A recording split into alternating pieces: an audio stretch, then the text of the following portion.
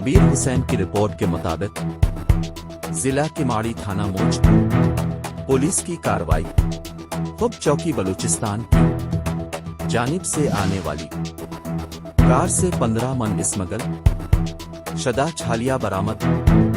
SSP Kimadi captain रे Faizan Ali car से 60 अदद बोरे वजनी 600 किलो नान कस्टम पैड छालिया बरामद हुई।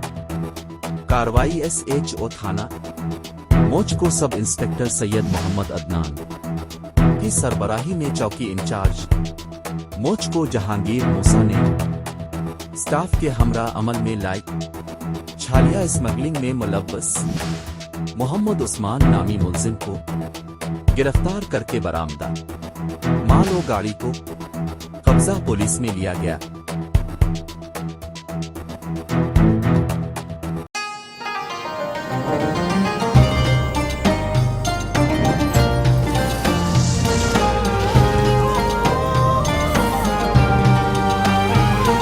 डालडा का रमजान 250 रुपए तक की बचत के साथ।